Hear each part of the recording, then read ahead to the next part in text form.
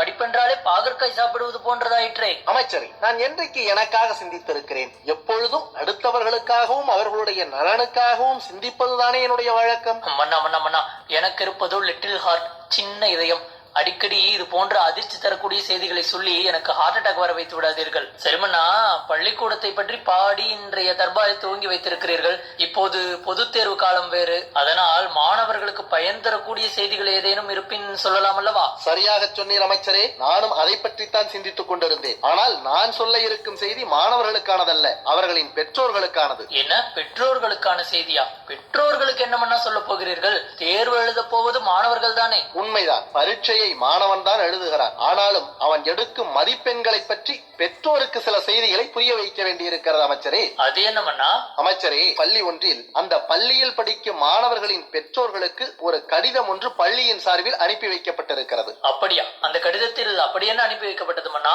சொல்லுகிறேன் அமைச்சரே. அன்பார்ந்த பெற்றோர்களே, வணக்கம். பிள்ளைகள் சிறப்பாக பரீட்சையை எழுத வேண்டும் என்பதில் ஆர்வமாய் இருப்பீர்கள் என்று நம்புகிறோம். எனினும் இந்த விஷயங்களையும் கவனத்தில் கொள்ளுமாறு பணிவுடன் கேட்டுக்கொள்ளுகிறோம். தேர்வில் குறைந்த மதிப்பெண் எடுக்கும் மாணவர்களில் ஒரு கலைஞர் இருப்பான், அவனுக்கு கணிதம் தேவைப்படாது. அங்கே ஒரு தொழிலதிபர் இருப்பான், அவனுக்கு வரலாறு இலக்கியம் முக்கியமில்லை. ஒரு இசைஞானி கூட இருப்பான், அவனுக்கு ரசாயனவியல் அவசியமற்றது. ஒரு விளையாட்டு வீரன் இருப்பான், அவனது உடல் நலனே முக்கியமே அன்றி பௌதீகவியல் புள்ளி முக்கியமில்லை. பரீட்சையில் மிக அதிக மதிப்பெண் எடுத்தால் சிறந்த பிள்ளை, எடுக்காவிட்டால் தரம் குறைந்த மாணவன் என்று தயவு செய்து அவர்களின் தன்னம்பிக்கையை ஒருபோதும் பறித்து விடாதீர்கள். நீங்கள் உங்களுடைய பிள்ளைகளுக்கு சொல்லுங்கள், இது வெறும் ஒரு பரீட்சை மட்டுமே. நீ வாழ்க்கையில் வெற்றி கொள்ள இதைவிட பெரிய சவால்கள் நிறைய உள்ளன. உன் மீதுள்ள என் அன்பு இந்த பரீட்சையில் நீ எடுக்கும் மதிப்பெண்ணை வைத்து தீர்மானிக்கப்படுவது இல்லை. என்றும் நீ என் பிள்ளை, என் உயிர். இப்படி சொல்லி பாருங்கள். பரீட்சையில் வெல்லாத உங்கள் பிள்ளை ஒரு நாள் இந்த உலகை வெல்லுவான். வெறுமனே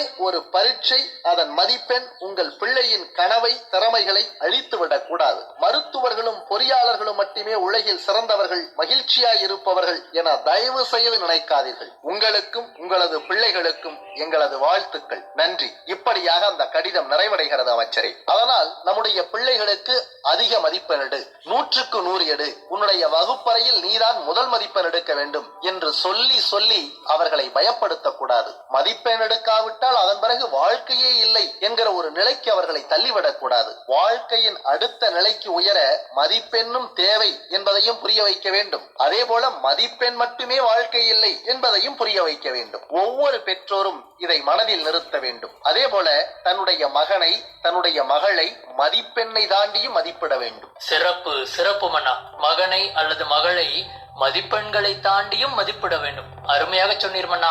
ஒவ்வொரு பெற்றோருக்கும் தேவையான செய்திகள் தான் அவை. சரிமண்ணா, நீங்கள் உங்கள் 10ஆம் வகுப்பு பொது தேர்வில் என்ன மதிப்பெண் எடுத்தீர்கள்? அமைச்சரே, நான் எல்லாம் படிக்கிற போது 500க்கு 499 மதிப்பெண்கள் எடுத்தேன் அமைச்சரே. அப்படியா? அப்படியானால் நீங்கள் தானே அப்போது மாநிலத்திலேயே முதல் மாணவராக வந்திருப்பீர்கள். என்ன அமைச்சரே, மாநிலத்திலா? நாட்டிலேயே நான் தான் ஐயா முதல் மதிப்பெண். மன்னா மன்னா மன்னா, சற்று முன்பு தானே சொன்னேன், எனக்கு இருப்பதோ சின்ன இதயம், அது மிகப்பெரிய பொய்களை எல்லாம் தாங்கிக் கொள்ளாது என்று. என்ன? நம் கோடை பொன்மலை 100